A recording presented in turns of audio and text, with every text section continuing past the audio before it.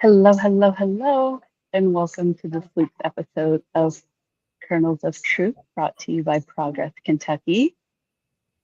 This week we have a super exciting guest. We have State Representative Ann Donworth, and then we have a few short little Kentucky news stories. But before we get to that, our we need to plug our pitch as we always do. So, are y'all ready to help turn Kentucky purple? If you are dedicated to creating a more compassionate Commonwealth, we need you to join our team. We're so we are sorely in need of significant political change here in Kentucky. And to get it, we need long-term power building to plug more voters into the races that really matter. If you like our governor but can't stand up to the GOP supermajority in Frankfurt, that made sense. Yep, we just hope you'll join Progress Kentucky. Right now, we are focused on fighting back against Trump's MAGA regime, and we need your help, specifically through the form of funding. Again, we are a nonprofit, so we are constantly fundraising. We are going to drop our Secure Act Blue link below, and whether it's $1, $5, anything more than that, we appreciate everything that y'all are able to give. And then, of course, share this show. If you're watching it live, share it on Facebook. If you're watching it a year from now, share it wherever you're watching it. We would love to get more eyes on us. Okay, so now it's good. We're gonna check in with our other co-hosts. Let me know who you are, where you are, what are we protesting today. I'll start. I'm Annabel. I am not Erin. In case it's not clear, Erin is not here. I am coming to you from Woodford County today, the homeland for me, and protesting. My protest sign is telling you to show up to the protests that are happening nationwide tomorrow. I'll throw it to Kimberly next. Um, what's on my mind right now is trying to stay motivated because it's so much information coming to us on a consistent basis that it just appears that you don't have enough time to really give the brain a rest from all of the stuff that's going on in Frankfurt, things that are going on nationally. It's always about Trump, right? So that's kind of on my mind. How am I going to continue with some self-care so I don't get into that rabbit hole I did back in 2016 and 2020? Right. Absolutely. With everything we do, self-care should always be priority. We're all bad at it, but as much as we can do it, I think that's important. And then Dr. Clardy, where are you coming from? What are you up to? Annabel, I'm coming to you all from Murray, Kentucky, home of the Murray State Racers. Good to see you, Annabel. Good to see you, Dr. Jones. What I'm protesting is let's eat the alligators. Now, I got a confession. Normally, when I go to a restaurant, either locally or somewhere else, and I see alligator tail or fried alligators on the menu, my stomach does a 180 completely. I'm usually repulsed by the idea. But because of what's going on in the country now and the establishment of this alligator Alcatraz and the negative image that is sending throughout the country of taking people that have been arrested, some of which were not guilty of any crime, and placing them in those barbarous Andersonville, Abu Ghraib-like conditions and calling it alligator Alcatraz and being proud of it, I'm going to take a very daring step on the 31st of July. That is my birthday. On that day, I'm going to purposely go to a local restaurant in the area. I'm not going to say where. And I'm going to do a Facebook Live of me eating alligator as a protest to the inhumane conditions that are going on in the Florida Everglades. This is a very dangerous precedent that's unfolding in front of us, and we need to bring attention to it because it will not stop here, I promise you. Absolutely. That is a creative way to draw attention to it. I like that. That's different. So I just hope you don't catch the aftermath of me calling on Earl and Ralph over, in the garbage can afterwards. But this needs to be Yeah. Yeah. Also, I'm the only one here that's not a doctor, which I think done. is impressive for y'all. Kimberly recently became one within like the past month, right? This is Right. brand new. She sure did. Yes, yes, June. Ah, Well, once you get your letter, you know what I'm saying? Once you get your Mhm. letter, even though the graduation hasn't happened yet, once you get that official letter, That's it. you have gotten that particular challenge taken care of. That's what I call it. It That's was right. most definitely a challenge, and then it's been taken care of finally. 19 years. yay! Congrats. That's so fun. Um, if you're watching live right now, throw what your protest sign would be in the comments. We love reading them. We love seeing what everyone else is thinking about and concerned about these days because we know there is no lack of things to worry about. So we're going to go ahead and jump into the news of the week. And I believe Kimberly has that first story. Yes, yes. It's been a lot going on, and it always appears like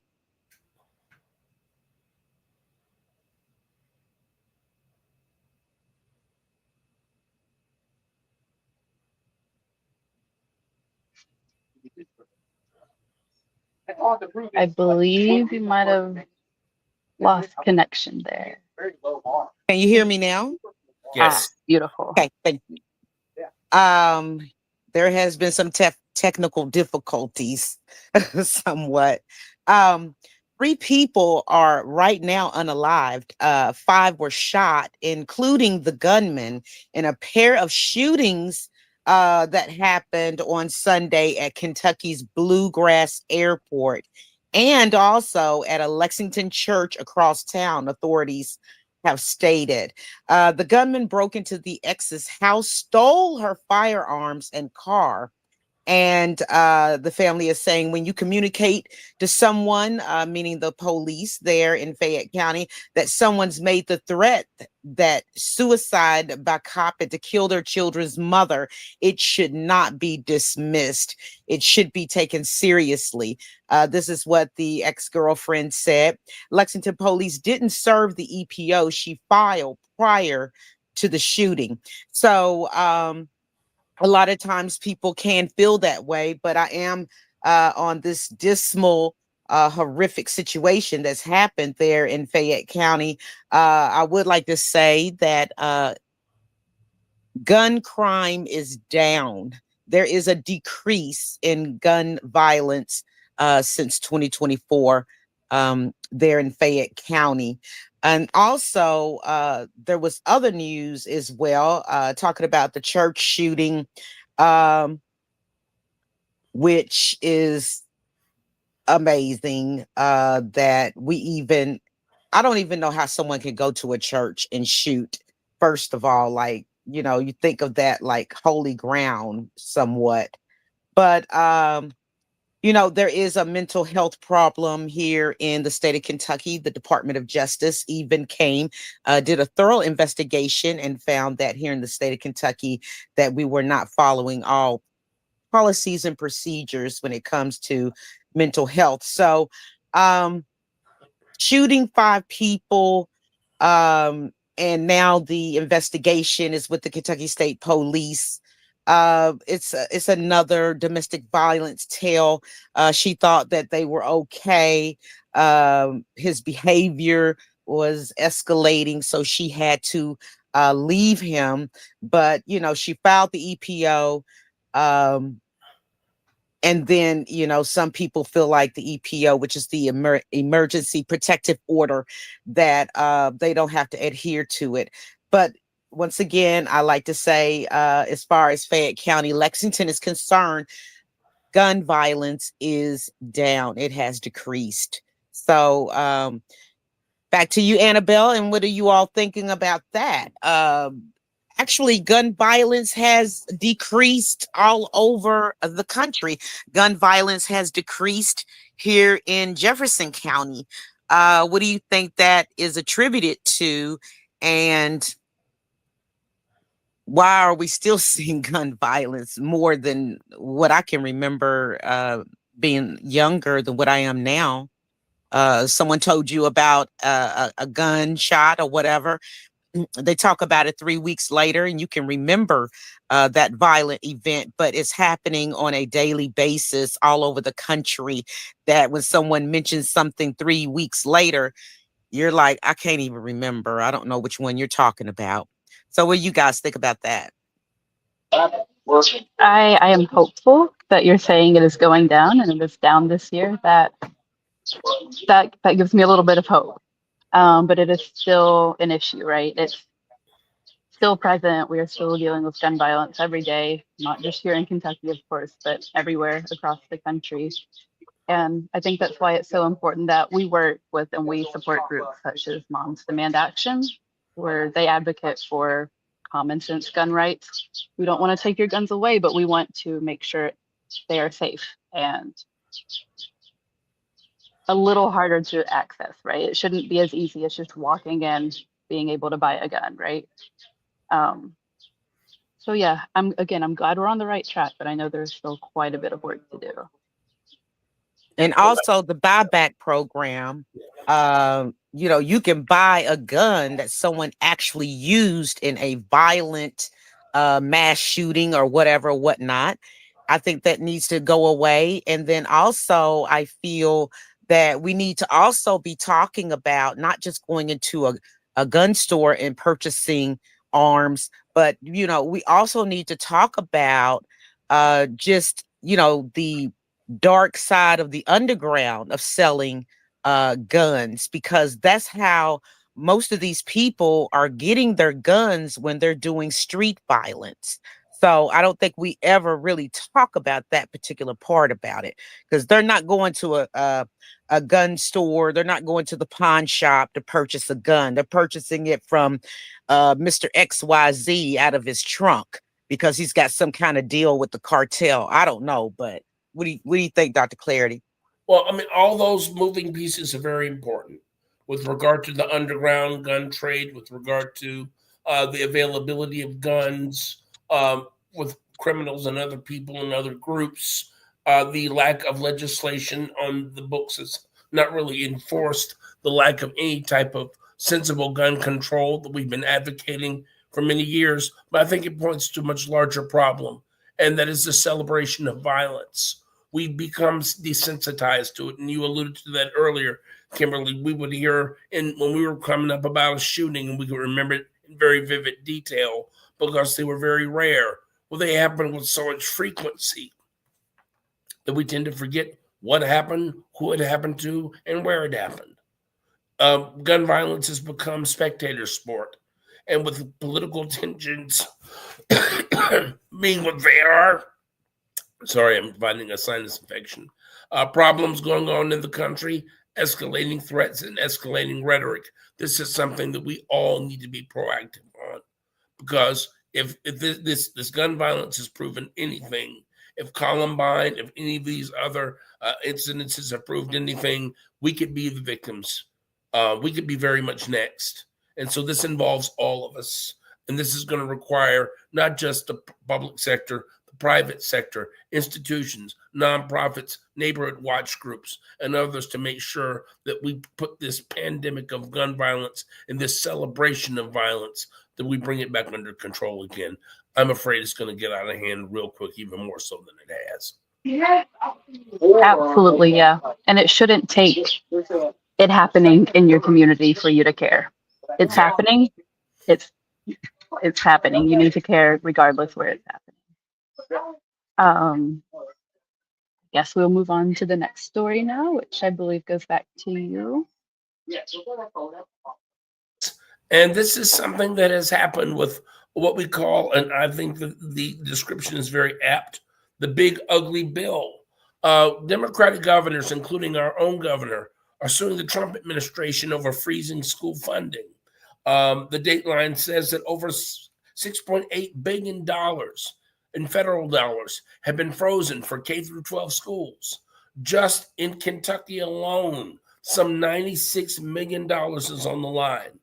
And Governor Beshear said this in several interviews. He said it's not about Democrat or Republican, and that he joined the suit because these funds were appropriated by Congress for the education of Kentucky's children, and it's my job to ensure that we get them. Governor Beshear is absolutely right. This is empowerment on the back end. We saw this in the Nixon administration in the early 1970s when President Nixon froze appropriations passed by Congress. He did not want to spend the money. It took an act of Congress in 1974 to make sure that presidents did not have that authority. President Trump has taken it upon himself again to do this very thing. It goes back to a show we did last year about the privatization of public education and the war on public education. This is an extension of that. And so, yes, it's going to be incumbent upon attorneys general and state governors and parents and other groups that have standing to sue in the courts, because school is going to be starting back in the next few weeks, and we need those resources. This is a dangerous inflection point. I don't know where it's heading, but I'm so glad that we have Andy Beshear in the governor's mansion, fighting for this on the national scale. And I hope that over the years, as they continue, he will continue to argue this on a much larger forum. And I think you kind of know where I'm going with this one. Absolutely, yeah. It blows my mind that it is 2025 and we are still fighting for public education. This is the whole reason I got involved in politics back in, I guess it was 2018, the Bevan years. Yeah. And we're still fighting those fights at a larger level now, and that's terrifying. Very much so. I agree. Education and children are our future. And this country has to take education seriously. I think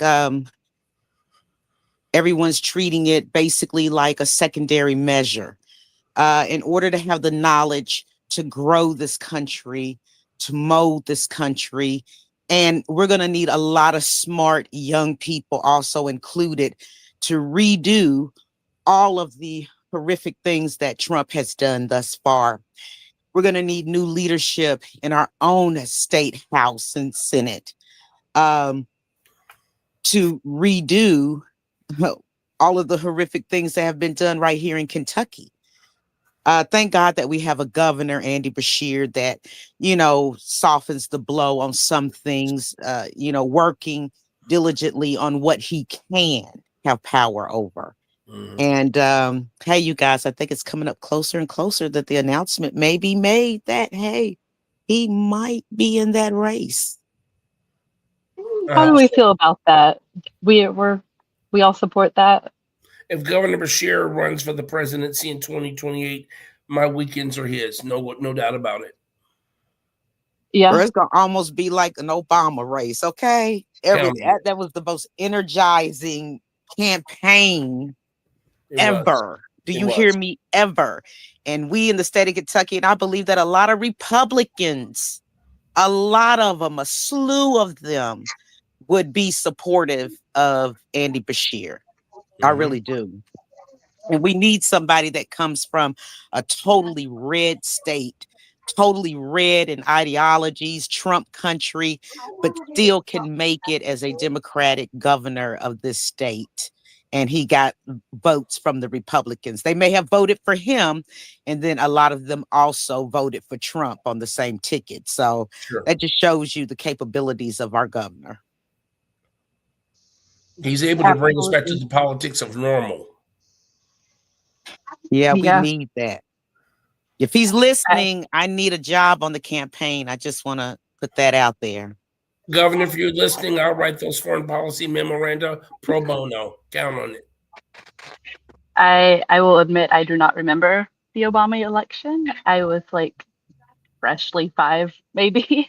But I would hope that Andy can blow it out of the park if he decides to go for it. I think that would be great. And I think that's a great segue into our guest, Representative Ann Gay Donworth. I would love to hear her opinions on Andy's presidential race, if she's allowed to talk about it, if she has opinions. Um, this is also her first time on our show, so we're very excited to have her. Um, Rep. Donworth, how are you? Welcome. Hi, I'm very glad to be here. Thanks for having me. I Absolutely. guess I guess you've already thrown the first question at me, huh? Yeah, let's start with that, I guess. Okay. Um, well, I think as far as Andy and a possible presidential run goes, I think first and foremost, I don't know anything that anybody doesn't that hasn't been in the media. I don't have any special insight.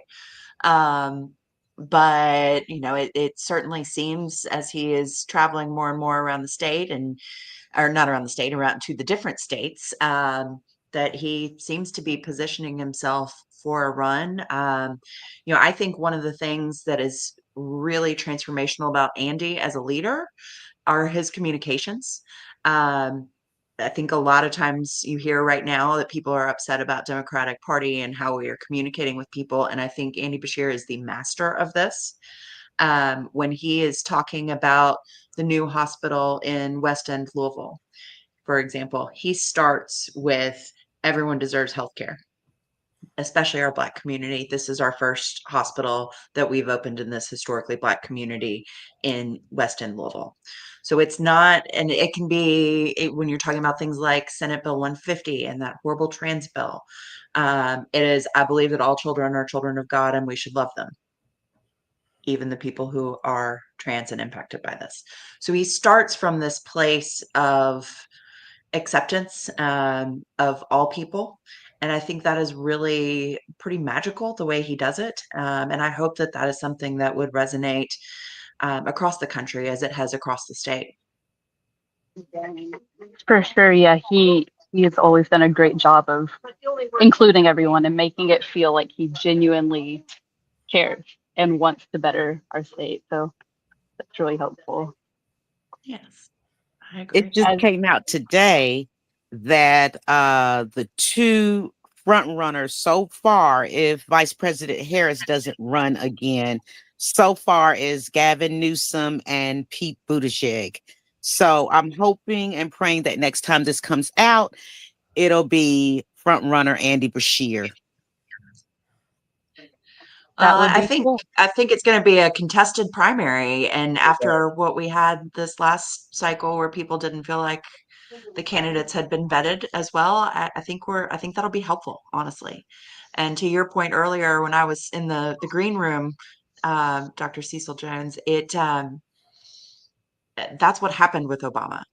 And when he first got into the race, everybody was like, who is this?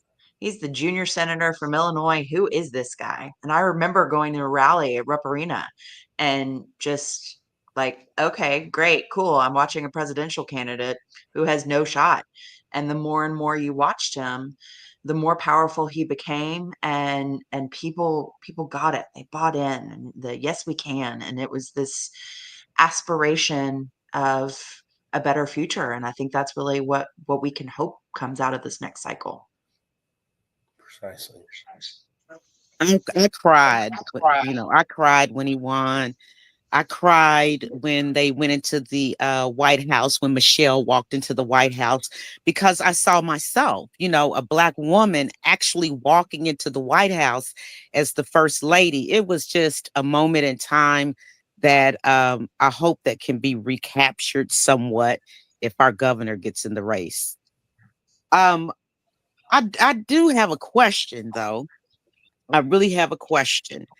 Um, and running as you have in the past, you're a graduate of Emerge, you're a mother, so you understand what mothers go through.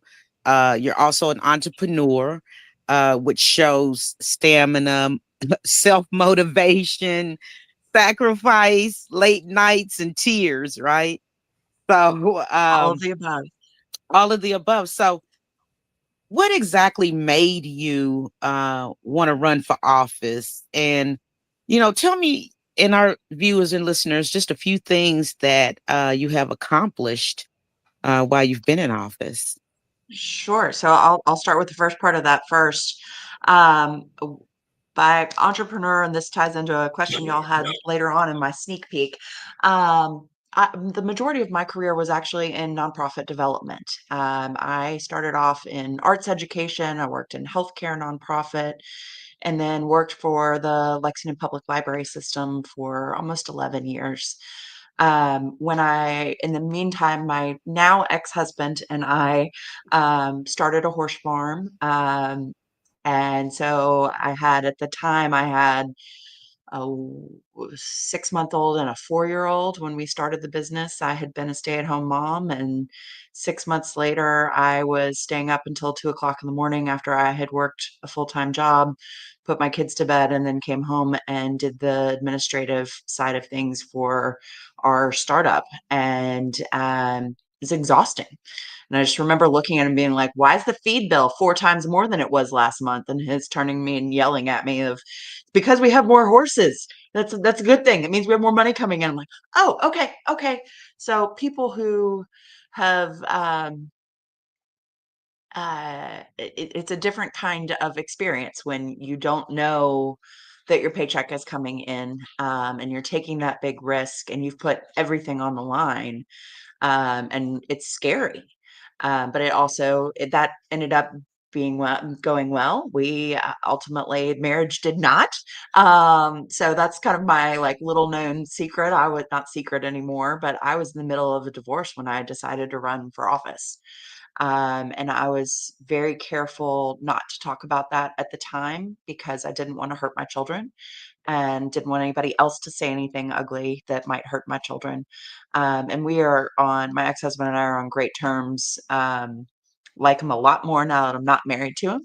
But it was a lot all at once. In the meantime, I was also dealing with some elder care. So you asked how I decided to run. I had done a merge. I was interested originally in running for city council at large. I am from Lexington originally. This town, this city, and all of central Kentucky is like my very first love. And when I worked for the public library system, especially, my job was to build up and do what was right for the community. And so I got to work on everything from overdose awareness to redistricting for city council races and housing developments and economic development opportunities, in addition to fundraising and helping all aspects of our community be able to survive and thrive. So I felt like I had a really good understanding of the community. And so that's when I did emerge, learned the technical aspects of how to run a campaign, and then filed for divorce. I was literally helping my mother, who was 83 years old, move out of her house of 53 years on the day that Ruth Ann Palumbo, who'd been in this seat for 34 years, announced that she was retiring. This was December of 2023. And that her son, Jamie Palumbo, was running for her seat. Well, at this point, this was right after we had the abortion amendment. We knew we were having the public school amendment. I'd known Jamie and Ruth Ann for a long time. Jamie's sister-in-law was literally my kid's preschool teacher. But for me, it was really, really important that we continue with all of those things going on. It was really important for me that we continue to have a woman and that we continue to have a parent. So I ended up throwing my hat in the ring. I first called every other woman I knew that lived in the district, and said, I can't do this right now. I'm getting divorced. I'm finishing a capital campaign, about to open a new library, and doing a lot of elder care and parenting right now. And I can't do it. Nobody else could either. And finally, my older daughter actually looked at me and said, Mama, I think you got to do it. And so I did. It's been a wild ride. That does sound wild. Good job, though. Of course, women, I think you're completely right. Keeping it a woman, especially a mother, is really important to represent the district.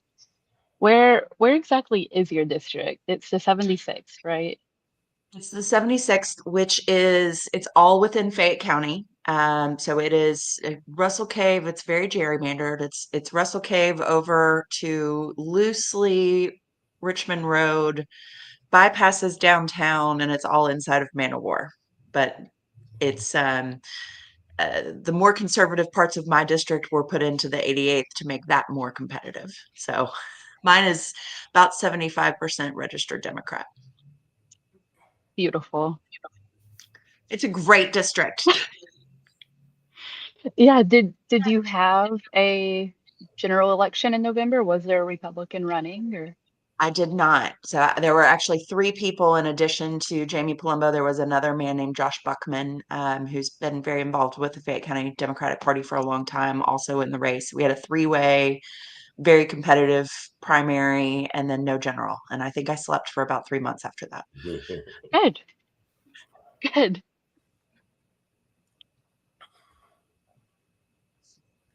Yeah, I have Anyone a else? question. When we've already kind of talked about the reasons why you wanted to run for office. Now that you've been elected, what are some of your goals? Some of the things that you would like to see done in the Kentucky General Assembly? Well, I'm wearing this hat for a reason. If viewers can't see it, it's the pre-K for all, which the governor has been pushing pretty heavily in the past few weeks. This is something that has been filed for a long time. Josie Raymond filed it last year and carried it for the last few years.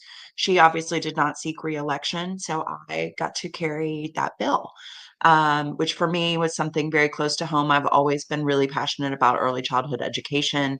I actually did a lot of work on this issue when I was at the library and helped get funding and work on a program called Destination Kindergarten, which was designed to help get kids ready for kindergarten. So it's been a passion project of mine for a long time, and that's something I really hope we can get across the finish line. I will say, I have gotten so many emails from people. I know that is something that Governor Bashir has really been asking people to email their legislators. It is working. So if you have not already, please do. Even though I am the bill sponsor and am obviously on board, having that data behind it to say I've heard from 500 constituents on this. I think what are hearing right now is that we have heard so far from every single county, every single legislative district, and just keeping that pressure on and letting the majority party know that this is something that's really good for all Kentuckians, not just for our children, but for our working parents, for our employers. It is something that helps people be able to work and stay employed. They don't have to be a stay-at-home mom like I was for a couple of years. It is an economic development tool. It is an investment in our children's future. It also helps our teachers be ready to go so they can teach the levels and the materials that they're trained to do. Sure. So that is something that I really hope we can get through. Again, I think the governor's spotlight on it makes that a little bit more possible, hopefully. Wonderful. Thank you. Yeah, Kimberly, do you want to do the next question? Well, I surely can do that. Um, I want to know, and I'm sure other people want to know too. Does Mitch McConnell deserve a Lifetime Achievement Award? I believe he does. I believe he does deserve a Lifetime Achievement Award, a Lifetime Achievement Award of giving everybody hell and being Darth Vader. But what are your thoughts on that? You could tell us.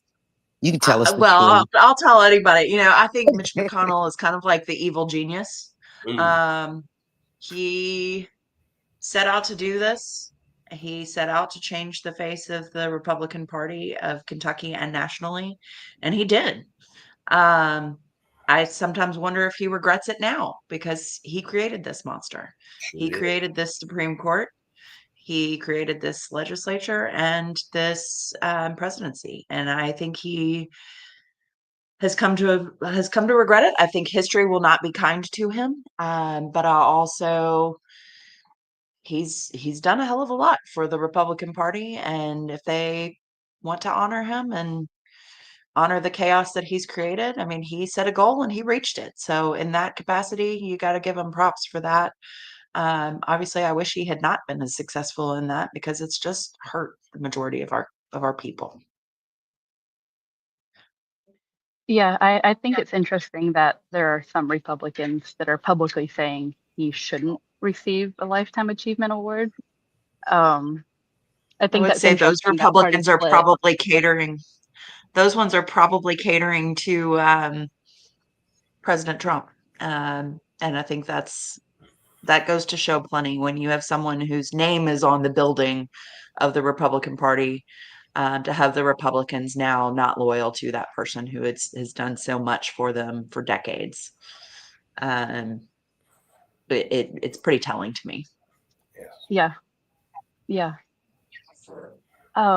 This one's kind of an oddball question. So we saw that a super PAC called Friends of Kentucky had helped your campaign out. I recently started a super PAC, so I am all about this sort of thing. I'm very interested. But this specific one relates to the thoroughbred industry, right? You had mentioned your connections there. hmm So I obviously it's a super PAC. I actually don't know a whole lot about super PACs. So I did not have a whole lot I had no knowledge of it going in when the mailer came out. That was what they did, just a big mailer supporting me throughout the district. At least that's what I'm aware of. And so again, my ex-husband was in the horse business, worked for a few large farms here before we started our own. But then we also my brother had worked at Churchill Downs in their business development side of things for a long time. My uncle, my uncle was very involved in the horse business as well for a long time. He worked at Keeneland, and I grew up here very much ingrained in the horse culture.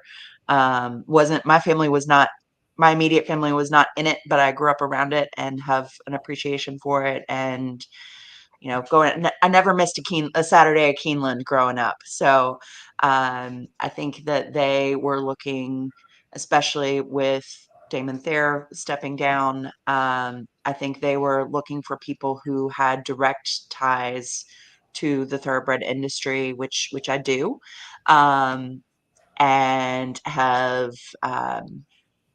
been supportive and been an active member of that community. Um, so it's a weird feeling of I've always said, oh, PACs, I hate PACs, I hate PACs, I hate PACs. But my race also came down to 150 votes. And so you don't know where those 150 votes came from. So I'm glad you were doing PAC work, and I hope those listening in elsewhere would consider doing that too. One thing that I learned recently is that Republican PACs outspend Democratic PACs by something like 8 times what we receive, which is pretty crazy. And we think about all of the money that is involved in running a campaign.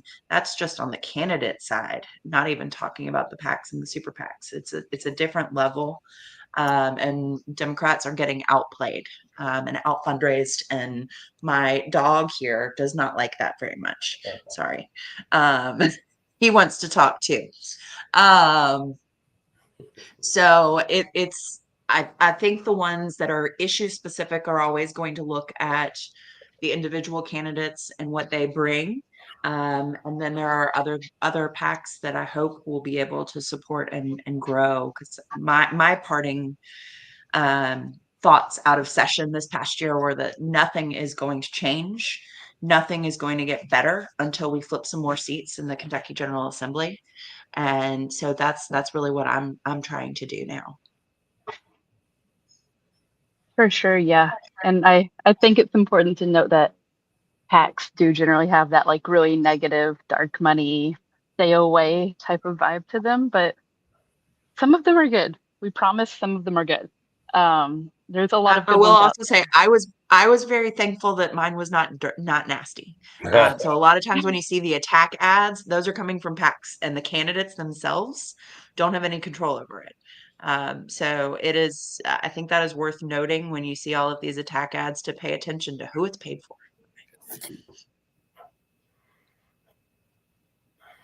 for sure. Yeah. I believe we have maybe one more question. We don't want to steal you for too long. Oh, you're fine. Dr. Clardy, do you have one? Oh, we're muted. Oh no. You're muted.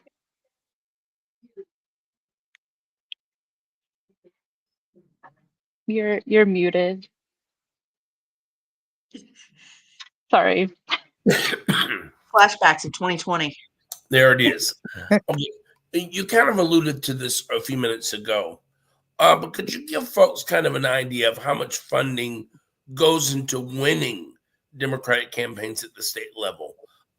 If a candidate were to run, you've done the Emerge program, how much would you advise them to raise to get elected, specifically if there's a challenging primary?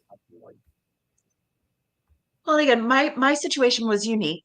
I was running for technically an open seat, but it had a 34-year incumbent, and my opponent had the same name. So I was running against name recognition in an expensive media market. So it varies depending on where you are within the state. I raised change out of $100,000, and I spent almost all of it. Yeah. So it really just depends on the race. I know several of my now colleagues who did not have primaries but had very competitive purple district seats, and they spent well over 100,000. I also know people who have run really solid campaigns in other parts of the state on 35 to 40,000. It depends on the market, depends on the candidate and the race itself. And that's one of the things that we've learned during Emerge and continue to teach now, is that every race is unique and every time is unique. And so people will always say, you can't wait for the timing to be right. You just have to do it when you think it's that you have a shot. And that for me, obviously, I did not have the right timing going into it, and I did it anyway, and it worked out. But every race is going to be different, and it ultimately, you got to know yourself and know your community, um, and then figure out what you need to do. The other complication on mine, the other thing you learn as an Emerge, and whenever you're running for office, is what's your win number. For me, this seat had not had a competitive race in 25 years, so I didn't have a win number. People didn't vote in the primary because it didn't matter. So I really didn't know what number I needed to reach. I didn't know how many people would turn out. We ended up having one of the highest voter turnout in the state for it, still like 18%, which is abysmal. But um, it if I had come up with a win number, it would have been far lower than what we actually received. So it's every race is different, and there's a lot of data that you can find in elections, and there's a reason why political science is a major in college. I didn't know. It's like politics. I like politics. What's the science part? There is a lot of science behind it, but it ultimately, in my opinion, it comes down to the individual candidate and the district itself. Got it.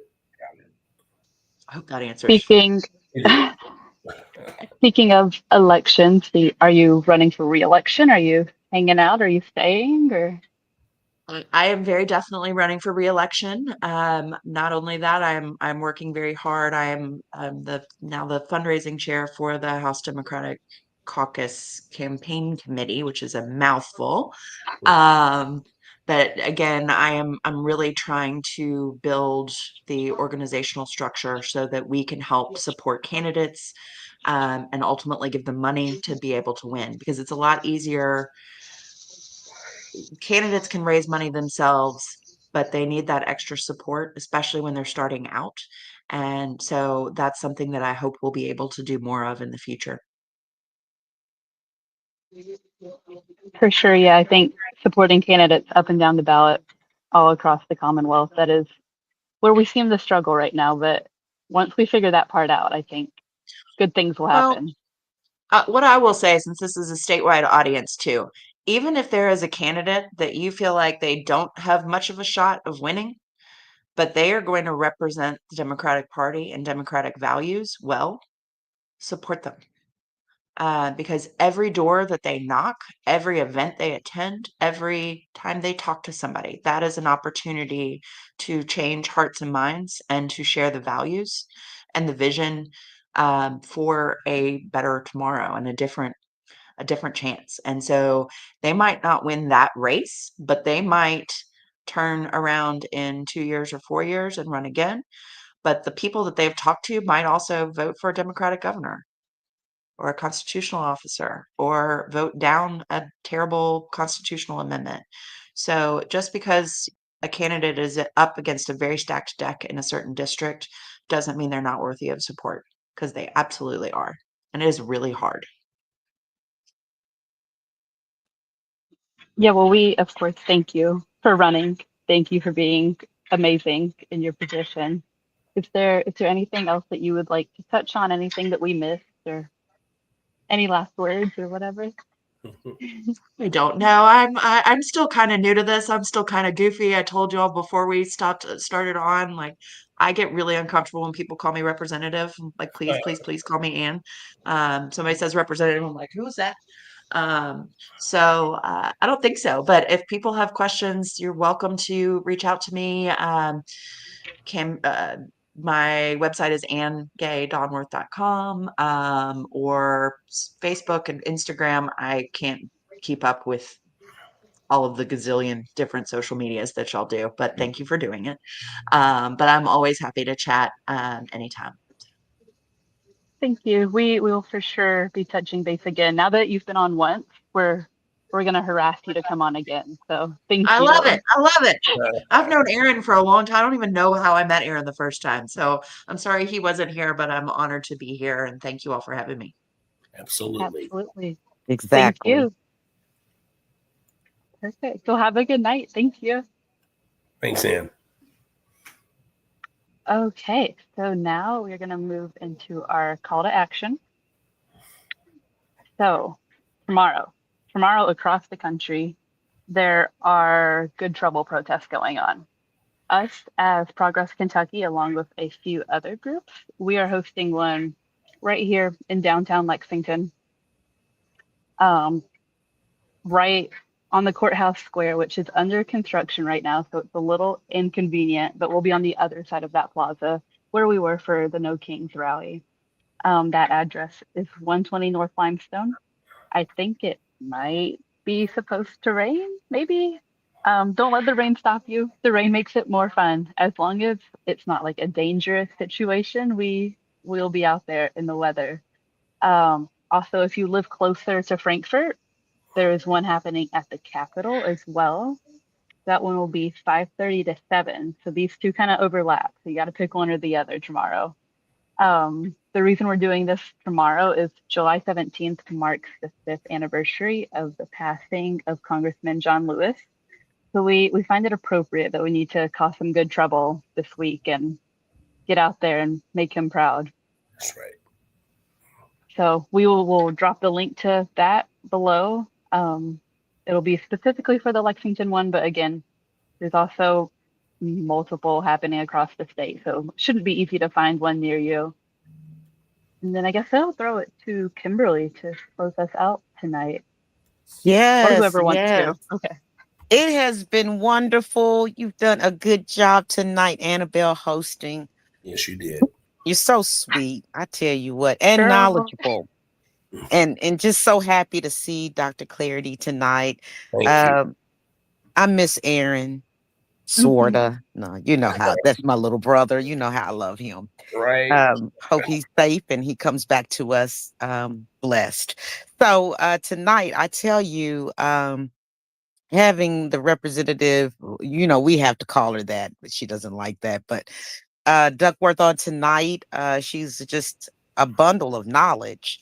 And I think that that's what we need. We need a lot of knowledge through here to make some decisions for ourselves. So I'll go ahead on and close us out tonight. Um, Progress Kentucky is a nonprofit organization registered with the Kentucky Secretary of State and organized as a 501c4. We are affiliated with the Indivisible Project and the Commonwealth Alliance for Voter Engagement, known as CAVE. And we're also proud members of the Forward Kentucky Network. Progress Kentucky's goal is always to educate, organize, increase voter turnout, and advance a progressive agenda through civic engagement. Please join us next week on our 220th episode. We will be joined by Haley Hadfield, who's an organizer, and a Greg Williams with Toyota. And production of tonight's episode 219. Oh my goodness, it's hard to believe, was by our very own hostess tonight with the mostest, Annabel Nagel. So Nate Orshan, he wrote and performed our theme song. You can hear more and learn more about him at natosongs.com. That's NATO songs.com. And if you miss our live stream, do not fret, my pet, because you can see us on Facebook or YouTube audio podcast. And our show notes are always available on Apple, Google, Spotify, and just about wherever you get your podcast. And when you do listen to us, please, please, please give us a 5-star review. It helps the algorithm and it allows us to give you more and better content. Thank you all for listening and viewing. We really, really appreciate you. Thank you for donating to help us turn Kentucky purple. And thank you to our representative, Ann Duckworth, tonight as well. And we'll see you back here next week, same time, same bat channel. And have a good rest of your week.